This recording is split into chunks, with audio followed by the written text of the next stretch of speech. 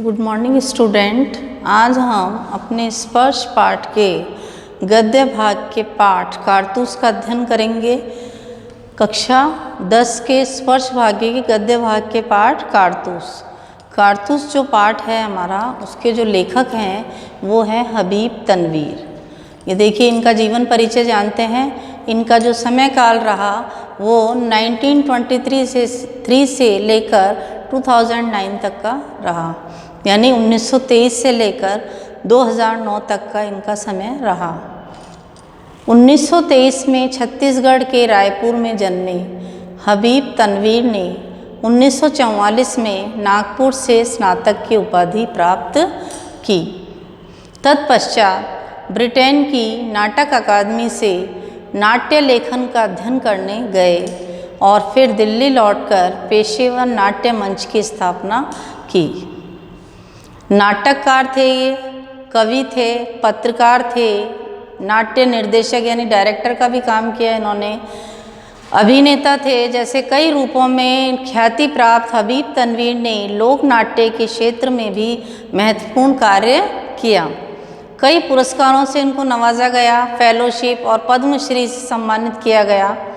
हबीब तनवीर के प्रमुख नाटक इस प्रकार हैं। इनकी प्रमुख कृतियाँ आगरा बाजार, चरणदास चोर, देख रहे हैं नैन, हिरमा की अमर कहानी, इन्होंने बसंत ऋतु का सपना, शाहजहाँपुर की शांतिबाई, मिट्टी की गाड़ी और मुद्रा राक्षस नाटकों का आधुनिक रूपांतरण भी किया। तो इस प्रकार से इनका ये जीवन परिचय रहा और इनकी ये प्रमुख कृतियाँ रही। आइए हम पाठ प्रवेश जानते हैं। तो ये कारतूस पाठ के लेखक रहे हबीब तनवीर। देखिए, इन्होंने पाठ में किस प्रकार से क्या बताया है, इसको जानते हैं हम। पाठ प्रवेश। देखो बच्चों, अंग्रेज इस देश में व्यापारी के वेश में आए थे, बिजनेस करने आए, व्यापार करने आए। लेकिन जब इन्होंने यहाँ आकर देखा, भारत की अथाह संपत्ति को देखा, तो वो एक तरह से चकित रह गए और उन्होंने पूरे देश को एक तरह से खोखला कर उस पर अपना राज्य स्थापित कर लिया। तो अंग्रेज इस देश में व्यापारी के वेश में आए थे। शुरू में तो ये व्यापार करते रहे, लेकिन इनके इरादे केवल व्यापार करने के नहीं थे। इन्होंने पूरे भारत पर ही कब्जा करना शुरू कर दिया था। धीरे धीरे उनकी ईस्ट इंडिया कंपनी ने रियासतों पर कब्जा जमाना शुरू कर दिया। जितने भी राजा महाराजा थे, जिनके अपने राज्य थे, उन राज्यों को उन्होंने ईस्ट इंडिया कंपनी की स्थापना करके वहाँ पर भारत में, और धीरे धीरे उन राज्यों को पर कब्जा, रियासतों पर कब्जा लेना शुरू कर दिया। उनकी नीयत उजागर होते ही अंग्रेज़ों को हिंदुस्तान से खदेड़ने के प्रयास भी शुरू हो गए। कई ऐसे क्रांतिकारी लोग सामने आए कि उन्होंने पूरे जोश के साथ उनका मुकाबला किया और लोगों में ये भावना फैलाई कि ये हमारे देश पर केवल व्यापार करने के इरादे से नहीं आए, ये कब्जा करने के इरादे से आए। इस प्रकार कई जो थे वो नाकाम भी रहे और कई अपने काम में सफल भी रहे और भारत को आज़ादी दिलाई। जो बच्चों ये प्रस्तुत पाठ है, एक ऐसे जाबाज के कारनामों का वर्णन है इसमें कि जिसका एकमात्र लक्ष्य था अंग्रेज़ों को इस देश से बाहर करना।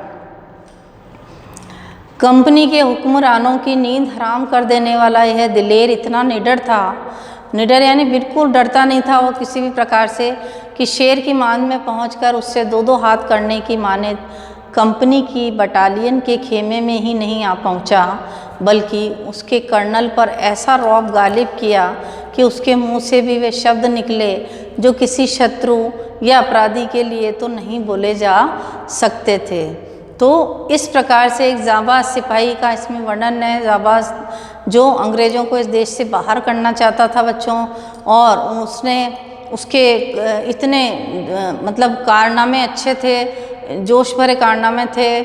उसने कंपनी को एक तरह से हिला कर रख दिया था। जो कंपनी के जो हुक्मरान थे, जो अधिकारी थे, अफसर थे, उनकी उसने नींद हराम कर दी थी। और वो इतना दिलेर और इतना निडर था कि वो चाहता तो उनके सामने भी वो दो दो हाथ कर सकता था।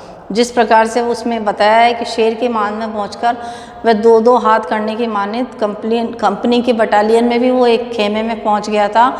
और उसने कर्नल से इस तरह से बिना डरे और बिना उसको कुछ करे बताया था। आगे देखिए, तो इस पाठ में हम ये जानेंगे इस जाबाज के बारे में। देखो बच्चों, कारतूस पात्र हैं इसमें, ये एक तरह से पूरा एकांकी के रूप में दिया गया है। यहाँ पर जो पात्र हैं यानी इस पाठ में जो जो भी व्यक्तियों के नाम आएंगे उनके नाम है, एक तो कर्नल है, एक लेफ्टिनेंट है, एक सिपाही है और एक सवार है। 4 व्यक्ति हैं इसमें। अवधि है 5 मिनट। ज़माना सन 1799। ज़माना यानी समय काल, समय रात्रि का। तो एक ऐसा हिस्सा बताया गया है इसमें कि किस प्रकार से वो कर्नल के खेमे में पहुंचकर और उसी को ही मात दे गया। स्थान कौन सा है? गोरखपुर के जंगल में कर्नल कालिंज के खेमे का अंदरूनी हिस्सा। 2 अंग्रेज बैठे बातें कर रहे हैं, कर्नल कालिंज और एक लेफ्टिनेंट। खेमे के बाहर है, चांदनी छिटकी हुई है, अंदर लैंप जल रहा है। तो कर्नल और लेफ्टिनेंट दोनों आपस में गोरखपुर के जंगल में कर्नल कालिंज के खेमे के अंदर बैठे हैं, उनकी बातचीत हो रही है। कर्नल कहते हैं कि जंगल की ज़िंदगी भी बड़ी खतरनाक होती है। तो लेफ्टिनेंट कहते हैं कि हमें यहाँ पर डेरा डाले हफ्तों हो गए हैं। यहाँ खेमा डाले यानी खेमा यानी होता है डेरा। यहाँ हमको रुके हुए डेरा डाले हुए हफ्तों हो गए हैं। सिपाही भी अब तंग आ गए हैं। ये वज़ीर अली आदमी है या भूत, हाथ ही नहीं आता। जिसने ईस्ट इंडिया कंपनी के जो हुक्मराने थे उनकी नींद हराम कर रखी थी। तो ऐसे उस व्यक्ति के लिए कहा गया कि उसको पकड़ने के लिए अंग्रेज़ों ने अपनी पूरी ताकत लगा दी थी और आदमी भेज रखे थे। और वहाँ पर जंगलों में उसके मतलब खेमे डालकर कुछ ऐसे कर्नल और लेफ्टिनेंट और सिपाही नियुक्त किए गए थे कि वो जहाँ कहीं भी यहाँ पर भी नज़र आए तो उसको तुरंत पकड़ लिया जाए।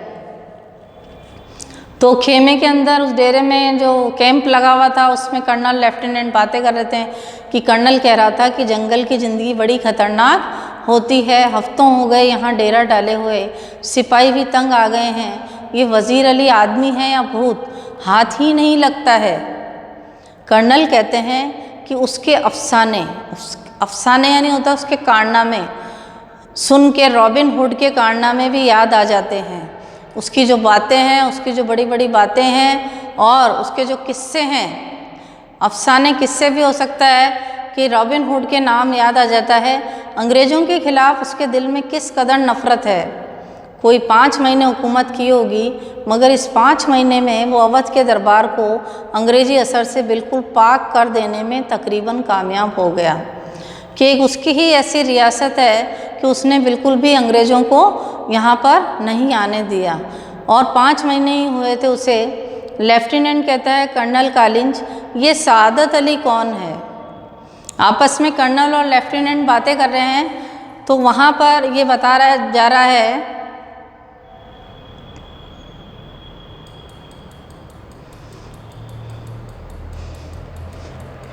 कि कर्नल कालिंज, ये सादत अली कौन है?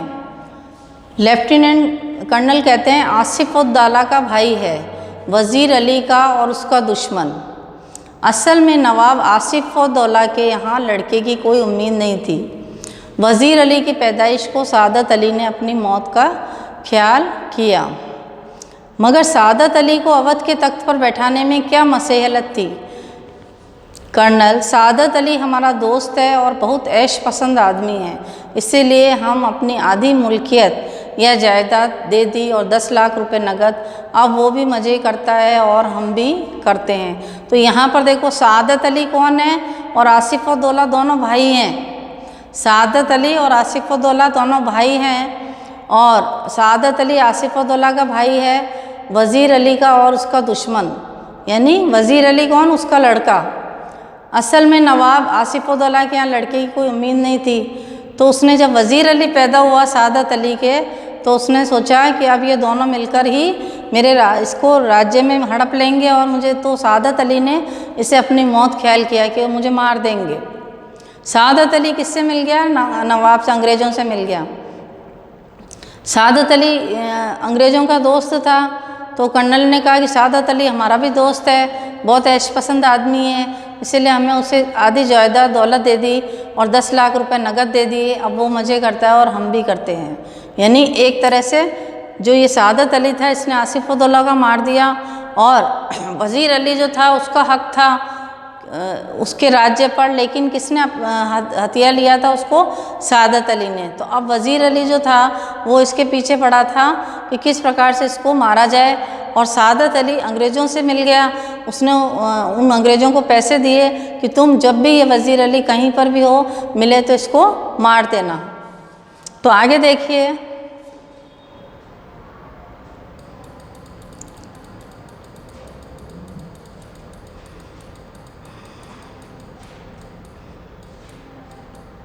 लेफ्टिनेंट। सुना है ये वज़ीर अली अफ़गानिस्तान के बादशाह शाह जमां को हिंदुस्तान पर हमला करने की दावत या आमंत्रण दे रहा है।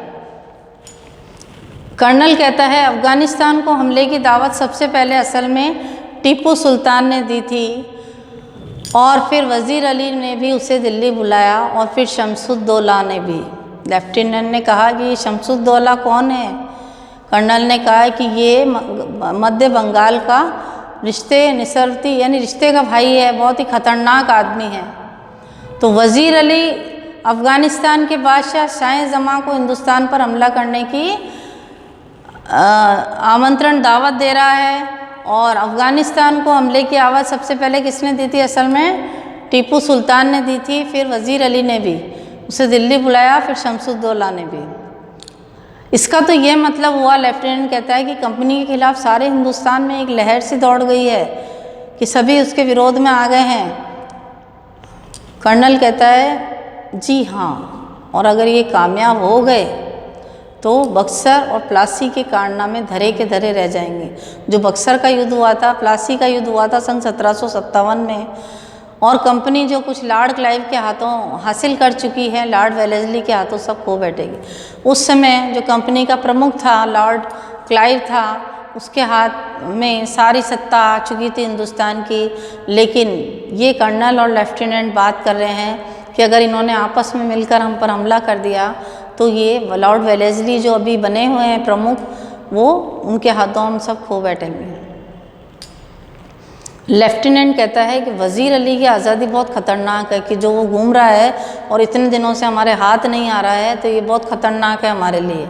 हमें किसी न किसी तरह इस शख्स को गिरफ्तार कर लेना चाहिए। कर्नल कहता है कि पूरे एक फ़ौज लिए मैं उसका पीछा कर रहा हूँ, क्योंकि इनको किसने नियुक्त कर रखा था?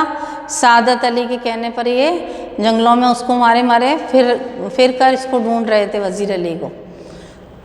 पूरे एक फ़ौज लिए इसका पीछा कर रहा हूँ, बरसों से वो हमारी आँखों में धूल झोंक रहा है। अब देखो, आँखों में धूल झोंकना ये मुहावरा आया है, इन्हें धोखा देना, और इन्हीं जंगलों में वह फिर रहा है और हाथ ही नहीं आता है। उसके साथ चंद जाबाज है, ऐसे ताकतवर सिपाही हैं, ऐसे सैनिक हैं कि मुट्ठी भर आदमी मगर ये दमखम है। उसके पास बहुत कम लोग हैं, फिर भी इतने अच्छे और जाबाज हैं कि वो अपनी जान पर भी बन आए तो वो उसको मतलब अपना बलिदान कर सकते हैं। तो जाबाज हैं, अपनी जान लगाने वाले हैं, कुछ आदमी ही हैं, फिर भी उनमें बहुत दमखम है, बहुत शक्ति है। लेफ्टिनेंट सुना है वज़ीर अली जाती तौर से भी बहुत बहादुर आदमी है। कर्नल बहादुर न होता तो यूँ कंपनी के वकील का कत्ल कर देता। लेफ्टिनेंट ये कत्ल का क्या किस्सा हुआ था कर्नल?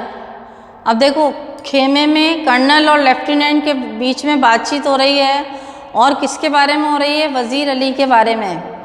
कर्नल कहता है किस्सा यह हुआ कि उसको उसके पद से हटाने के बाद हमने वज़ीर अली को बनारस पहुंचा दिया।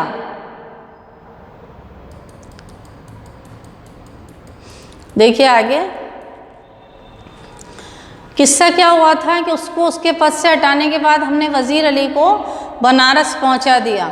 3 लाख रुपए सालाना वजीफ़ा यानी उसको जान बख्शी परवरिश के लिए दी, मुकर्रर कर दिया। कुछ महीने बाद गवर्नर जनरल ने उसे कोलकाता तलब किया। वज़ीर अली कंपनी के वकील के पास गया जो बनारस में रहता था, उससे शिकायत की कि गवर्नर जनरल ने उसे कलकत्ता में क्यों तलब किया, यानी कलकत्ता क्यों भेज दिया। वकील ने शिकायत की परवाह नहीं की, बल्कि वज़ीर अली को ही भला बुरा सुना दिया। वज़ीर अली के तो दिल में यूं ही वैसे ही अंग्रेज़ों के खिलाफ नफ़रत कूट कूट कर भरी थी, उसने खंजर से वकील का वहीं पर काम तमाम कर दिया। यहाँ पर ये मुहावरा है, काम तमाम करना यानी उसको मार देना। तो कर्नल और लेफ्टिनेंट आपस में बातचीत कर रहे हैं कि इसने तो वकील को भी मार दिया था, वकील तक का कत्ल कर दिया था और ये किसी से भी डरा नहीं था। तो फिर पूछा कि भाई कर्नल किस्सा क्या हुआ, वकील का कि क्या किस्सा हुआ था कि उसको किस्सा क्या हुआ था, उसको उसके पद से हटाने के बाद हमने वज़ीर अली को बनारस पहुंचा दिया और 3 लाख रुपए सालाना मुकर्रर कर दिया। कुछ महीने बाद गवर्नर जनरल ने उसे कलकत्ता भेज दिया, यानी बनारस से कलकत्ता भेज दिया। तो वह वज़ीर अली कंपनी के वकील के पास गया कि भाई मुझे अपना स्थान क्यों बदलना पड़े, बनारस से कलकत्ता क्यों जाना पड़े। तो उसने शिकायत की, तो वकील ने शिकायत की परवाह नहीं की उसे, बल्कि भला बुरा कहा। तो वज़ीर अली के दिल में तो यूं ही अंग्रेज़ों के खिलाफ नफ़रत थी, तो उसने खंजर से उसी समय वकील का काम तमाम कर दिया। लेफ्टिनेंट और भाग गया। कर्नल अपने जानिसारों समेत आजमगढ़ की तरफ भाग गया। जानिसारों जो भी उसके साथ सैनिक टुकड़ी थी उनके साथ भागा। आजमगढ़ के हुक्मरानों यानी शासकों ने उन लोगों को अपनी हिफाजत में, सुरक्षा में घाघरा तक पहुंचा दिया, यानी वो पूरा अपना कत्ल करके और वो भागे, वहाँ से भागकर आजमगढ़ की तरफ चले गए। अब वहाँ के जो शासक थे, रियासत के जो राजा थे, उन्होंने उसकी हिफाजत करके उसको घाघरा तक पहुँचा दिया। एक जगह का नाम है। अब ये कारवां इन जंगलों में कई साल से भटक रहा है, जब से ये भागे वहाँ से, और तब से जो है ये वज़ीर अली और उसके कुछ जो साथी हैं वो अब जंगलों में भागे फिर रहे हैं। और जो सादत अली है उसने अपने को नियुक्त किया है कि किस तरह से वो हाथ में आए। आगे देखो,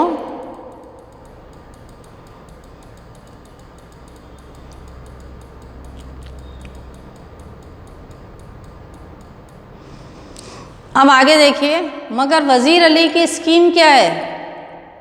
कर्नल स्कीम ये है कि किसी तरह नेपाल पहुंच जाए, अफ़गानी हमले का इंतज़ार करे और अपनी ताकत के बलबूते सादत अली को उसके पद से हटाकर खुद अवध पर कब्जा कर ले और अंग्रेज़ों को हिंदुस्तान से निकाल दे। लेफ्टिनेंट ने कहा कि नेपाल पहुंचना कोई ऐसा मुश्किल नहीं, मुमकिन है कि वह पहुंच गया हो, कि वो इतने दिनों से जंगलों में मारा फिर रहा है, तो हो सकता है कि वो पहुंच गया हो। कर्नल हमारी फ़ौजें और नवाब सादत अली खां के सिपाही बड़ी सख्ती से उसका पीछा कर रहे हैं। हमें अच्छी तरह मालूम है कि वो इन्हीं जंगलों में है। तभी एक सिपाही अंदर दाखिल होता है। कर्नल उठकर, क्या बात है? गोरा यानी यहाँ सिपाही के लिए आया है। दूर से गर्द उठती दिखाई दे रही है। गर्द यानी धूल। कर्नल सिपाहियों से कह दो कि तैयार रहे। सिपाही सलाम करके चला जाता है। उसने देखा कि हो ना हो कोई ना कोई दुश्मन आ रहा है और उसके घोड़े की टापों से वो जो धूल उड़ रही है, तो लगता है कि कोई ना कोई दुश्मन है। तो उसने आदेश दिया कि सिपाही से कह दो कि वह तैयार रहे। लेफ्टिनेंट जो खिड़की से बाहर देखने में मशरूफ़ था, गर्द तो ऐसे उड़ रही है जैसे कि पूरा एक काफिला ही चला आ रहा है, मगर मुझे तो एक ही सवार नज़र आता है। कर्नल खिड़की के पास जाकर, हाँ एक ही सवार है, सरपट घोड़ा दौड़ाए चला आ रहा है। और वो वास्तविक रूप में कौन था? वज़ीर अली था। कर्नल सिपाहियों से कहो इस सवार पर नज़र रखे कि ये किस तरफ आ रहा है। सिपाही सलाम करके चला जाता है। फिर देखो लेफ्टिनेंट क्या कहता है, शबे की तो कोई गुंजाइश ही नहीं, तेज़ी से इसकी तरफ आ रहा है, कोई शक की गुंजाइश नहीं है, ये हमारी तरफ ही आ रहा है, हमारे खेमे की तरफ ही आ रहा है। हो सकता है कि ये वज़ीर अली के बारे में हमको कुछ बताने आया है। तो उनको यही लगा और टापों की आवाज़ बहुत करीब आकर सुनाई रुक जाती है। सवार जो घोड़े पर सवार होकर आया था वज़ीर अली, बाहर से, मुझे कर्नल से मिलना है। अब उसने सैनिक ने कहा चिल्लाकर, बहुत खूब। सवार बाहर से सी। गौरा अंदर जाकर, हुजूर सवार आपसे मिलना चाहता है। कर्नल ने कहा भेज दो। फिर देखिए आगे क्या होता है।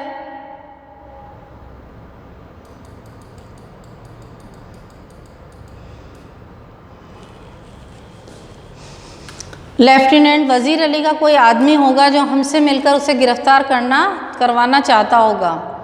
सवार आते ही पुकार उठता है तन्हाई तन्हाई, यानी कि मुझे एकांत चाहिए और मुझे आपसे बात करनी है।